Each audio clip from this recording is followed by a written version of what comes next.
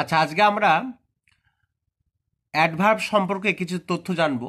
আমরা সকলেই জানি যে অ্যাডভার্ব কাকে বলে, এবং অ্যাডভার্ব চেনার উপায়গুলো আমরা জানি যে বাক্যের মধ্যে ভার্বকে কিভাবে, কোথায়, কখন, কি পরিমাণে ইত্যাদি দিয়ে প্রশ্ন করলে সাধারণত অ্যাডভার্বকে খুঁজে পাওয়া যায়।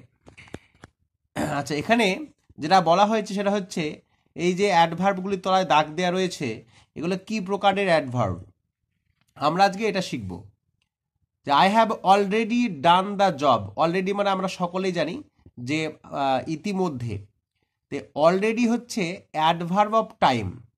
আমি অ্যাডভার্ব অফ টাইম মানে সাধারণত সময় বোঝালে অ্যাডভার্ব অফ টাইম হয়।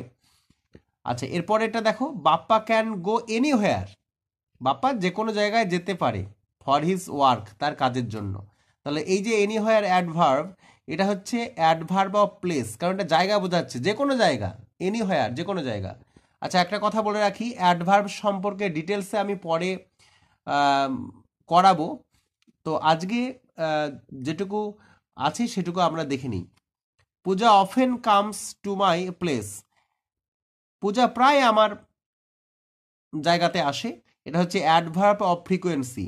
অ্যাডভার্ব অফ ফ্রিকোয়েন্সি কি জিনিস, এবং এটা খুবই ইম্পর্টেন্ট, আমি একটু পরে বলে দিচ্ছি।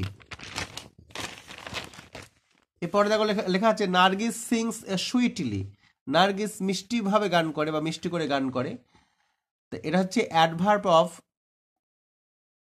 ম্যানার হবে এটা, হ্যাঁ, adverb of MANNER।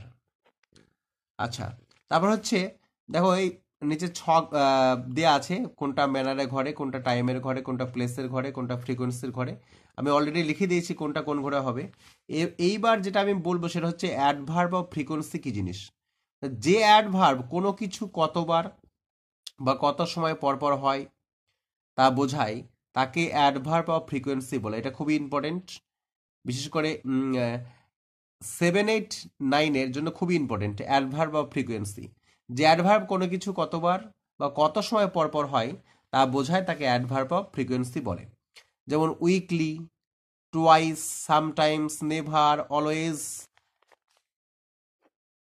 Generally, usually, nearly, again, ever, hardly, often, regularly, rarely, seldom, once. এইগুলি হচ্ছে অ্যাডভার্ব অফ ফ্রিকোয়েন্সি। যে অ্যাডভার্ব কোনো কিছু কতবার বা কত সময় পর পর হয় তাকে তা বোঝায়, তাকে অ্যাডভার্ব অফ ফ্রিকোয়েন্সি বলে। উদাহরণগুলো আমরা দেখলাম। এরপর হচ্ছে অ্যাডভার্ব অফ ম্যানার, এটাও খুব ইম্পর্টেন্ট, এটাও খুব মনে রাখার জিনিস।